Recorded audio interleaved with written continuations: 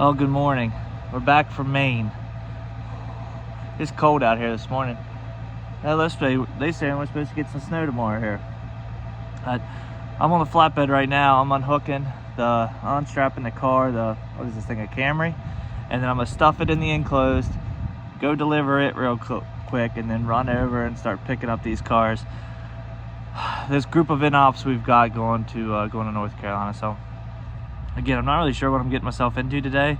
I've got help there. I've got an extra driver, Aaron, and I think the owner of the property and the guy who facilitated the sale. What is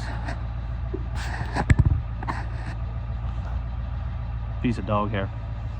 The guy who facilitated the sale is going to be there too, and I've done work for him before, so he said he's going to help us. Some cars run, some cars don't. They got a tractor, I got a winch. See what happens. This old girl is a little dirty from yesterday, going through that mud lot.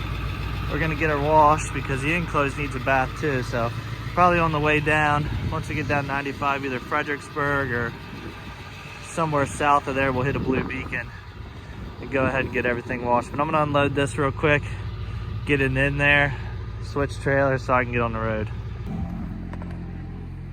Well, what did we get ourselves into today?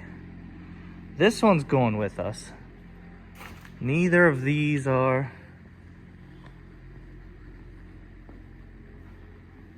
Last inspection sticker, 1986. It's nice. And then we've got stuff pulled out here.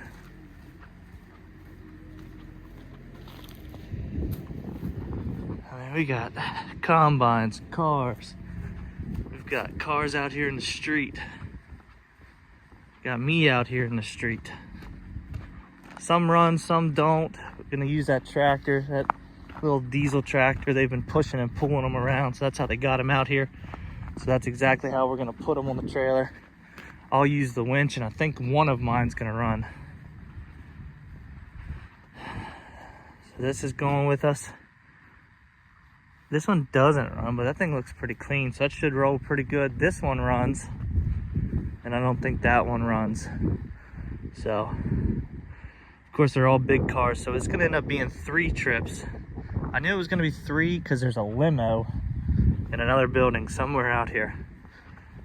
So I knew it was gonna be 3 trips, but the third trip's gonna be a full one again, so, which is not bad. Like, these are all going to the same guy. Bought this whole lot. They had some kind of bid here. I mean, I just opened the glove box on that Cadillac and there's a mouse nest. Sure. Same with this one. So we're just trying to piece together what makes sense as far as size wise. Because Aaron's got, I think he's got his is 43, but I don't know if he has any flips or not. So we may have to, he may just take 2 boats today, and then this will pair with the limo since this is the smallest, and then I'm gonna take a Cadillac and whatever was in the barn, because I think that's a Packard in the barn, because that's like 35 foot, so I'll have at least a foot of extra room in my trailer. But I'm letting these guys work. It's awesome that they were, I think they may have charged the people that are buying these for getting them out, like, and all the help that's here, but that's not my problem. Makes my life a lot easier though. So I'm getting my jacket. I'm gonna wait for Aaron to show up, and probably work on just getting him loaded first, letting him take off, and I'll stick around. Because I don't know if we're going to be able to get unloaded tonight, or we just plan on unloading in the morning, which I'm fine either way. I kind of planned on unloading in the morning because I figured be here for at least a couple hours trying to get these loaded up.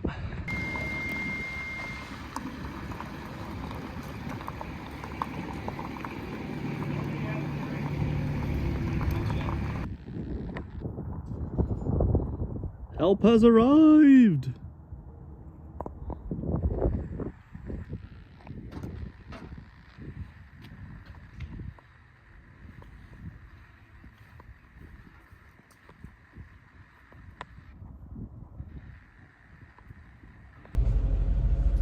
you know, some of this stuff in transport just never ceases to amaze me. So obviously the brokerage side of things is a lot sometimes, because you're dealing with, you're the middleman, so you're taking money from one person, you know, you're getting your cut, and you're giving, you know, payment out to others.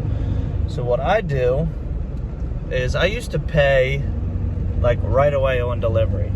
But what would happen is, like, when a car would get delivered, sometimes I would have to wait for the customer to pay, which not a big deal on, like, you know, under $1,000 stuff. Sometimes you got to chase people for their money a little bit. Also, sometimes I'm not always at my phone. I'm doing something, like working on something, or, you know, sometimes I'm trying to find a diesel pump here. Sometimes I'll, you know, like if I drive at night, I'll be asleep during the day, so people will be blowing your phone up.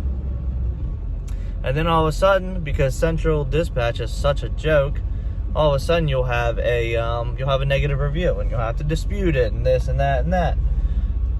So I got this guy, and I'm pretty sure he's probably new in the transport game, which is what it is. He did a good job. I'll give him that. He picked up a car in Florida for me. It was kind of a rush deal, and it brought it up to Maryland. It was a buddy of a buddy deal.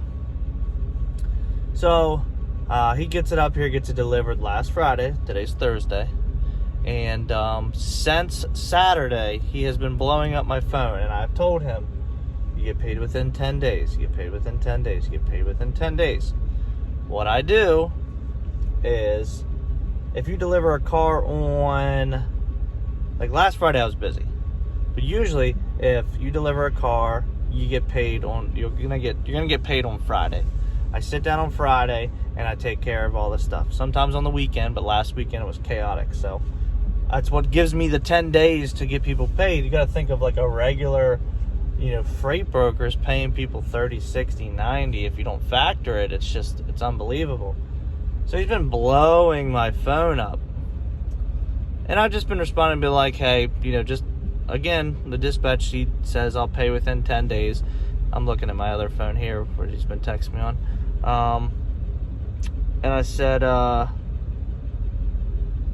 hey, it's only been 3 days. Hey, it's only been 4 days. Hey, it's only been whatever. And so then he gives me this, the owner of the car said he already paid you. I'm waiting on that payment from you, man. I'm not trying to be a dick, but I actually need the money from that load.